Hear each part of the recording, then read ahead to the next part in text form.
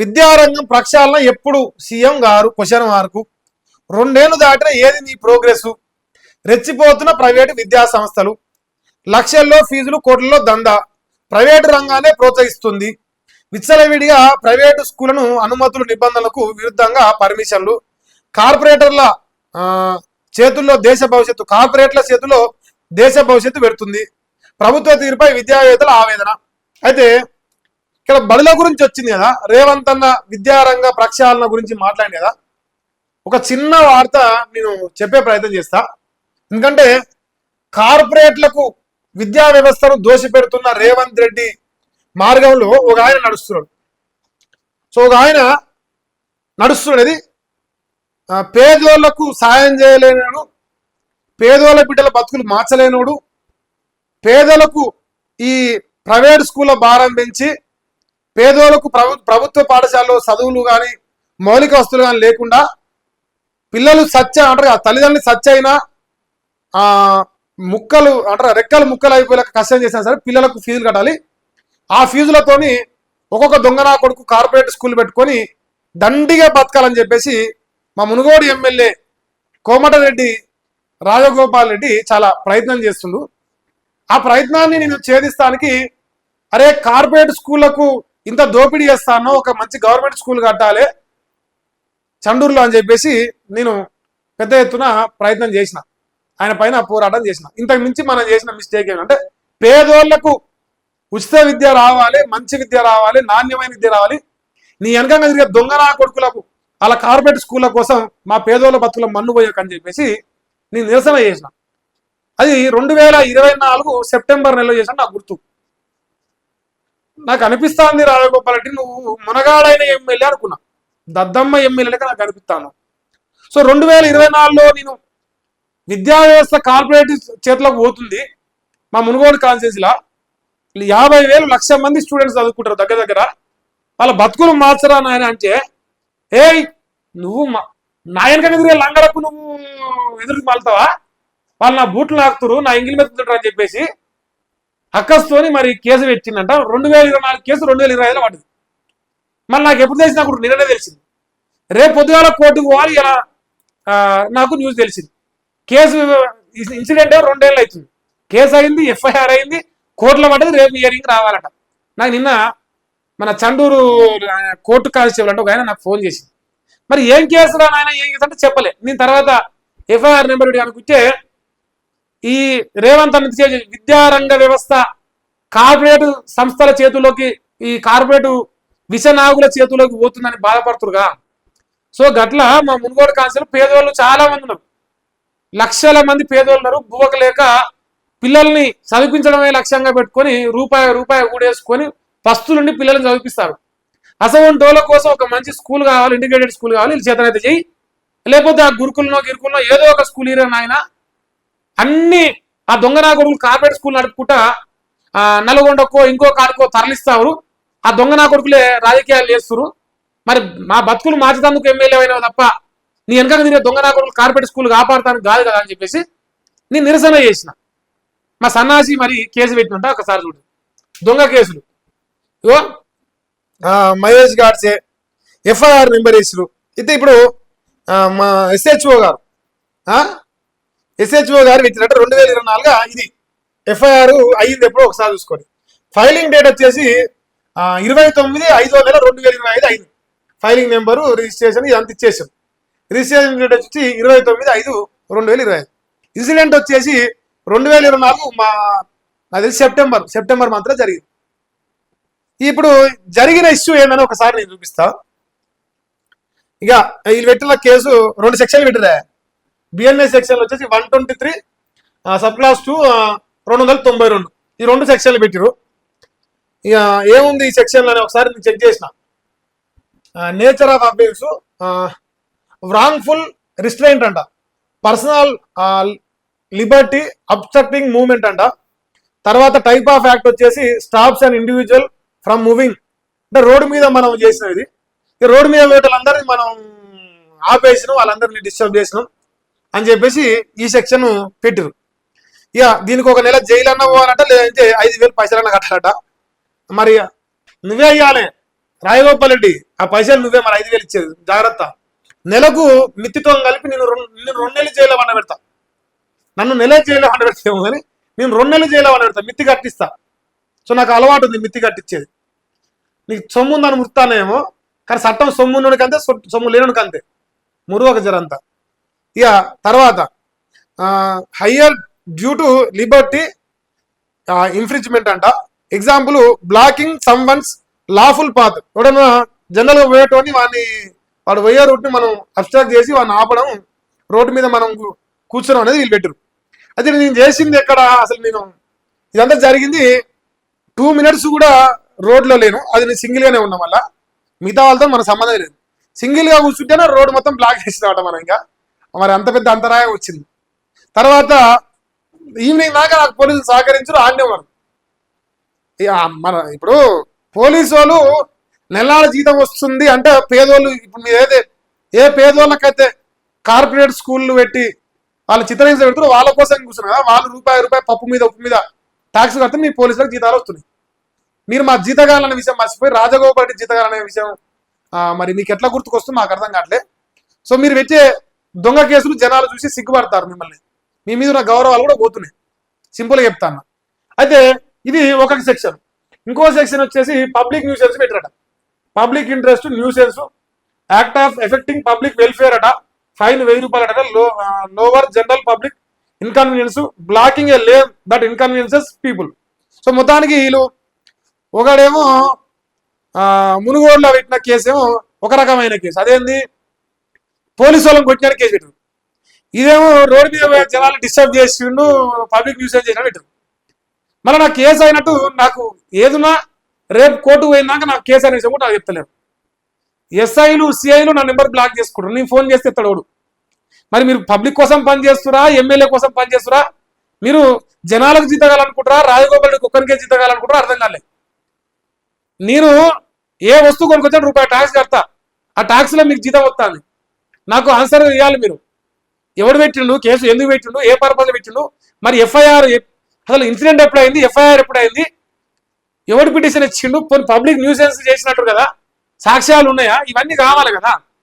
పోనీ public nuisance ఇస్తే మీరెందుకు మరి సాయంత్రం దాకా నాకు ప్రొటెక్షన్ ఇచ్చారు?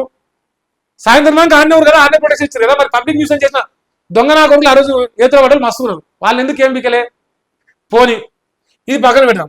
ఇంకో మంచి విషయం చెప్తా.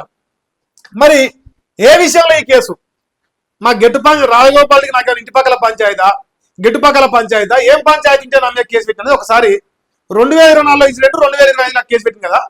ఎందుకంటే మనం గట్టిగా కొట్లాడుతున్నాం. మరి ఇల్లు ఏమన్నా పాలి పంచాయతా, ఇంకే పంచాయతా, ఏమన్నా లంగ పని చేసినాం అంటే ఏం పని చేసినందుకు పెట్టినా చెప్తున్నాం. చండూరులోనే ఇంటిగ్రేటెడ్ పాఠశాల ఏర్పాటు చేయాలి, కార్పొరేట్ స్కూల్ నడిపే దొంగన కొడుకుల చెర నుంచి మా మునుగోడులో చండూరు సరిహద్దు ప్రాంతాల్లో దొరికిన బిడ్డల బతుకులు మార్చాలి, వాళ్ళ చెర నుంచి మమ్మల్ని విడిపించాలి, ఒక మంచి స్కూల్ కావాలని నేను డిమాండ్ చేసిన. మనం చేసిన లంగ పనికి అదే. అందరి లెక్క 2,000 రూపాయలు 3,000 రూపాయలు తీసుకొని ఓటు వేయకుండా నిజాయితీగా నికార్సుగా పేదోళ్ళ బతుకులు మార్చాలి. మా రాజన్న వెనక దొంగనా కొడుకులు ప్రైవేట్ స్కూల్ నడిపి దోపిడీ చేస్తూ కోట్ల రూపాయలు సంపాదించింది, ఇంతలట్టు కార్లు, ఇంతలట్టు బంగ్లాలు, ఇంతలట్టు బంగారం వేసుకొని ఏతులు తిరిగి మంది సొమ్ము పీడ్చుకు తింటున్న విషయాన్ని బయట వేసిన. మరి బయట వేసి మాకు స్కూల్ కావాలని ఆయన అని అడిగిన. నువ్వు ఎమ్మెల్యే అయింది తిని పదేతందుకైనవా? ఎమ్మెల్యే అయి తిని పదేతందుకైనవా? లేదు నేను వెనక తిరిగే దొంగ నా కొడుకులు ప్రైవేట్ స్కూల్ కాపాడుతందుకైనవా? లేదు పేదవాళ్ళని పీడ్చి పిప్పి చేసి ఆ నా కొడుకులకు దోషి పెట్టేదందుకైనవా? దేనికైనా నాయన? ఏది ఓట్ల నాడు 3,000 వస్తా, వెనకంగా మాత్రం 3 లక్షలు దొబ్బుతాము, నా వెనక తిరిగే శంశాలు అని చెప్పేసి అయినవా? ఏమైనావు, ఎందుకైనావు? ప్రజలు చూస్తారు కదా కేసు ఎందుకు పెట్టినది. ఇంకా ఇక్కడ ఏం పెట్టిండు, చండూరులో ప్రభుత్వ సమీకృత పాఠశాలలు ఏర్పాటు చేయాలంటూ మరిగూడ మండలం నెకల్పల్లి గ్రామ పంచాయతీ మహేష్ గాడ్సే శుక్రవారం ధర్నా చేపట్టినాం. చండూరు రెవెన్యూ అయినందుకు ప్రభుత్వ కార్యాలయాలు అన్ని అక్కడే ఉన్నప్పటికీ మునుగోడు ఎందుకు తరలించాలని ఆయన ప్రశ్నించారు. ఇక్కడ ప్రభుత్వ విద్యా సంస్థలు లేకపోవడంతో పేద విద్యార్థులు చదువుకు దూరం అవుతున్నారని ఆవేదన వ్యక్తం చేసింది.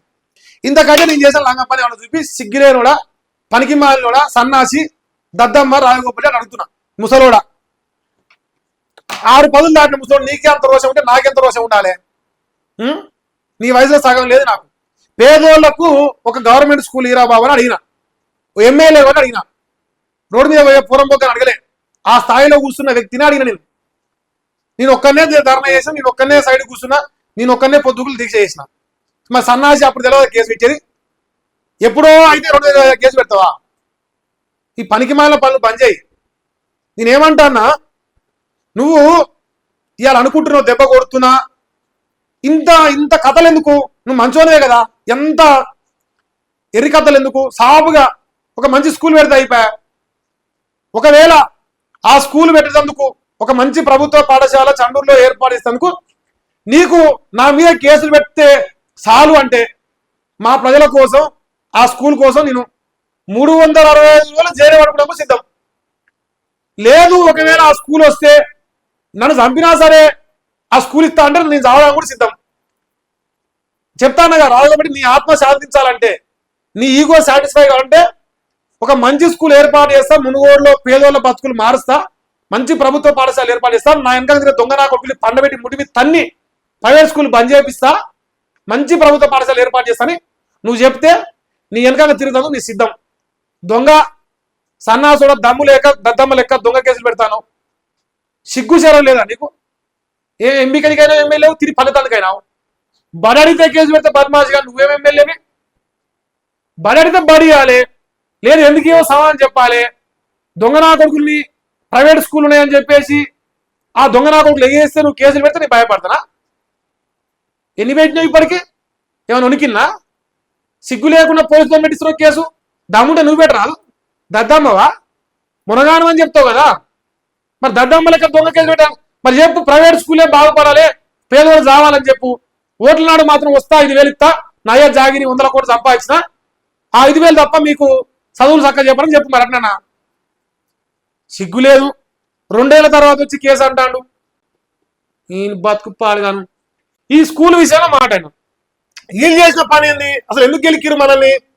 ఇగో ఒక మంచి స్కూల్ కావాలన్నా, ఇంటిగ్రేటెడ్ స్కూల్ అని చెప్పేసి ఇట్లా ఒక మంచి ఫ్లెక్సీ పెట్టిన, ప్రజల పైసలతో పెట్టినా, నా అయ్య జాయిర్ కాదు, ప్రజల పైసలతో పెట్టినా, ప్రజల మద్దతుతో పెట్టినా.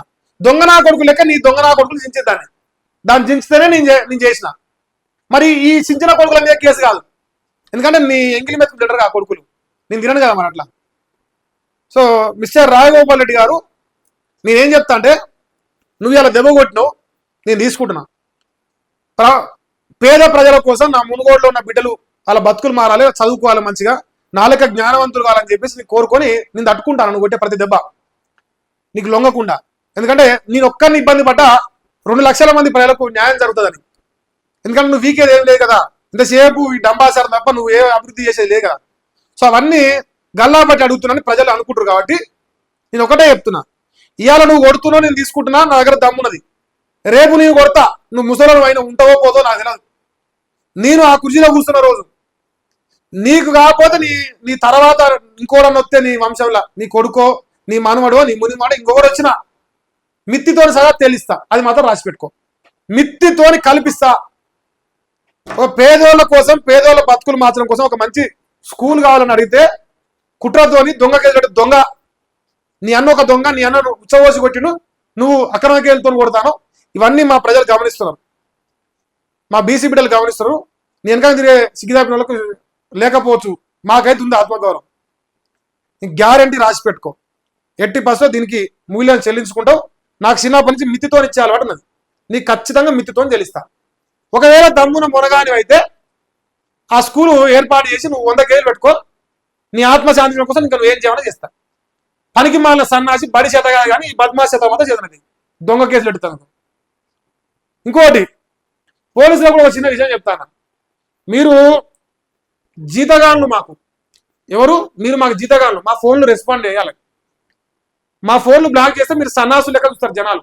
సమాధానం చెప్పలేక బ్లాక్ చేసుకుని అనుకుంటారు.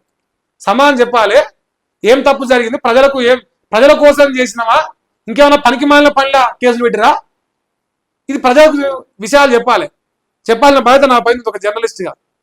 చెప్పే ప్రయత్నం చేస్తే ఫోన్లు లింక్ చేయకపోతే మీ కాడికి వచ్చి మీ పోలీస్ స్టేషన్ చుట్టూ తిరగడానికి మాకు అంత టైం లేదు. కానీ దీని వెనకంగా ఎవరు నడిపిస్తారో ఎందుకు నడిపిస్తారో మీకు తెలుసు, నాకు తెలుసు. ఆ సన్నాసి చెప్పుది, దమ్ముంటే నువ్వే పెట్టరా సన్నాసి, కేసు మాతో ఎందుకు పెట్టిస్తాను అడుగురు వాడిని. అది నేను చెప్పదలుచుకున్నాను. నీకు మమ్మల్ని ఎందుకు ఎక్కిస్తున్నావు? ఇప్పుడు మీరు జీతగాళ్ళు మాకు, మీ జీతగాను మా మీద కేసు పెడితే మేము భయపడం. మా జీతగాడు ఉన్నాడు, మీ ఓట్లేసి వచ్చిన జీతగాడు, ఆ సన్నాసి పెట్టాలి కేసు పెడితే, అప్పుడు మేము చూస్తాం. మీదే ఉంది మీరు లెక్కన. ఇవాళ వీడు ఇవాళ ఈయనకు పని చేసి రేపు ఇంకో ఆయనకు పని చేస్తారు. మీ బతకదే కదా, తప్పదు కదా, మేము చూడలేదా.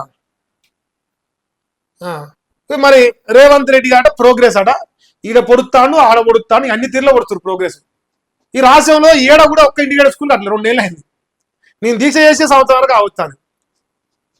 ఒక బడి కట్టలేరు, ఒక ప్రభుత్వ పాఠశాల మూయకుండా ఆపలేరు, ఒక పేదలను బతుకు మాసేరు. లంగ కేసులు పెడుతూ దొంగ కేసులు పెడతామా చదువుతుంది మీ బతుకు. సిగ్గానే లేకపోయా. ఇంకో చిన్న విషయం చెప్పడం మర్చిపోతున్నా. రేపు లైవ్ లేదా, రేపు కోర్టుకు పోవాలి. రేపు నీకు కోర్టుకు పోవాలి. ఆ కోర్టుకు అటెండ్ కాకపోతే ఆయన అంటే వచ్చి ఎత్తుకపోతాడట. నువ్వెందుకు ఎత్తుకపోతే, నేను లంగ పని చేసిన జనం కోసం ఎన్ని బాధలైనా పడతాం. నా ప్రయత్నంలో జనాలకు 10 పైసల మేలు జరిగినా సంతోషమే. అయితే నేను ఒకనే కదా అనుభవించేది. మా ప్రజలు సంతోషంగా ఉంటే చాలు. వాళ్ళ లెక్క దొంగ లెక్క ఏతులకు వీడియోలు చేసుకొని కడుపులో ఇంత విషయం పెట్టుకొని నేను బతక, ఏదన్నా బాజాబ్తా ఉంటుంది. దొంగ నా కొడుకు లెక్క దొంగ కేసు పెట్టాడు వాడు, నేను కాదుగా. నేను బాజాబ్తా వస్తే చేసిన. సో రేపు లైవ్ లేదా, రేపు కోర్టుకు పోవాలి.